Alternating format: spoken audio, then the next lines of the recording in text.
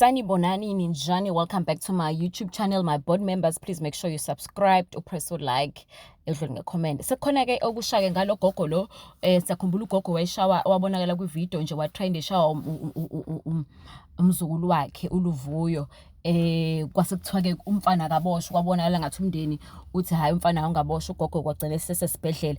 Nawo okushako umndeni okushoko ngogogo nomzukulu bafethu. Kama nami ngiyema Luvo kaThazana wami Luvo ngihlala naye although uthethiwe ngaye ku social media bawa esenza izinto azikho kanjalo awusuthi uhlala naye sisamuhlala naye nomakhulu hlala naye nomakhulu endlini but asihlala ehokini yami yena behlala nomakhulu estenini. So uLuva kangumntana kunobudlobongela ayengomntana kunechika angomntana walayo kwamthumayo. Although umakhulu ethenga lamini uLuva umtyela imali uLuva kwakazi nge2 kamakhulu.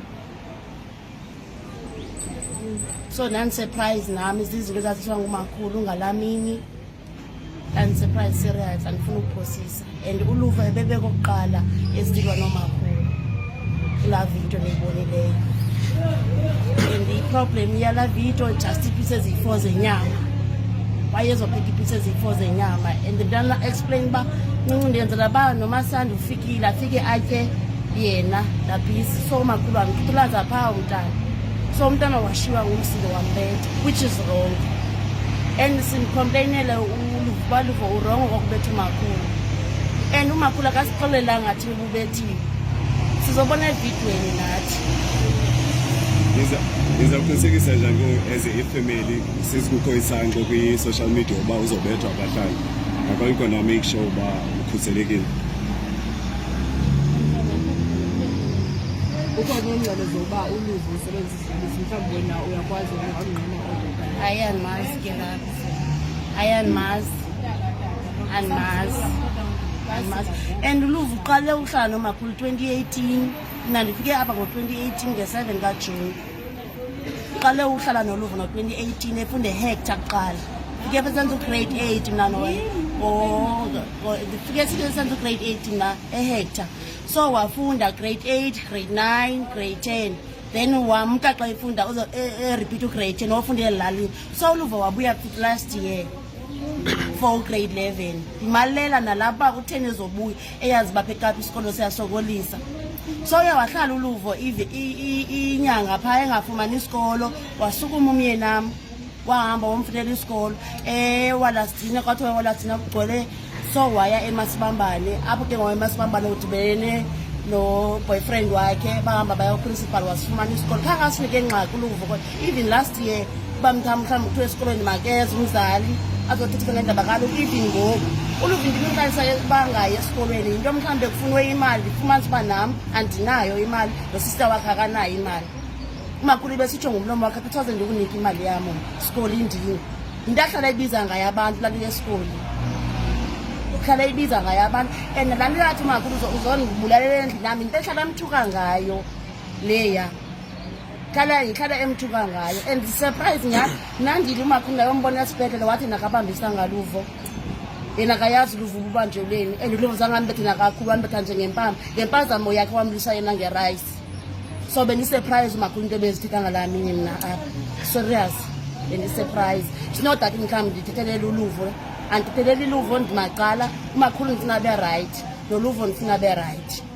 Kuthiwa uLuva uyayiba imali kamakhulu kodwa sisingabavakali banguyompeyelayo. Ngimuntu ompeyelayo Umakhulu ngimompeyelayo ngimowazipini yakhe ngingena naye umakhulu naye egrantini ayozipela vethe imali yakhe ebuye nemali yakhe singene esitown eshopping athenge into zakhe uthenga irama uthenga isong uthenga irama uthenga isepe ngumgubo athenga inyama ezinye izinto ezinjenge-10 kg nentonto umakhulu uzithenga elokishini andinike imali yobhatala umbutho wakhe ugqiba kwakho ndinika imali yobhatala umbutho wakhe andike only 30 rand ezeyazi uba mna ndiyitreatment ndithenge loo nto ngi-30 rand andike yona. Ubuya kwakhe umakhulu uba sithenge ezoto zakhe sikhwele emotweni ugqiba kwakho ukhwele emotweni sifika kwakhe endlini makhulu undibizele ekamireni ezeyazi into zakhe zasilalini wabala imali yakhe yamatyala wakhe adivarisha ugqiba kwakhe imali yakhe eshiyekileyo ayifake kuyesipathi.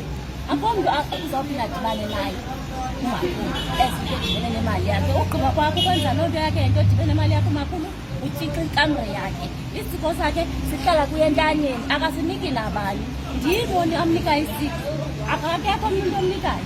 Andihlali phaya mna kodwa ekuba ndithe makhulu isipho ndifuna into ethile uyanika omnye umntu ongomnye akamniki umakhulu. So uthi zenza into ethile ave ngam, andihlali phaa mna. So kunto edibene nemali uluvo akayazi ipini, akayazi ukutya qha umakhulu.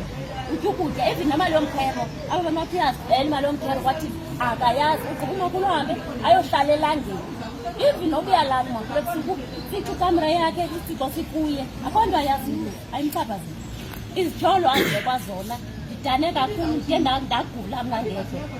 Zange mntakatata omncane ndimthetheleli uluvo leke mtatala emqolo zange ndive kwanto idibene nayo. Even kwasekuhlaleni zange kwabizwa kwathiwa unomntana ubile makabethwe okanye zange andimthetheleli emsulwa. And le video ithathwe ngubani sisi? Niyayazi na as ifamily mhlawumbi ukuthi le video ithathwe ngubani? Ividiyo yenziwa ngabantwana. Oh, okay. All right. Ngalamini ingxabano kamakhulu noluvo ibisuka phi mhlawumbi xa nisifa? Ingxabano kamakhulu noluvo iseziyi-4 zenyama. Iseziyi-4 zenyama.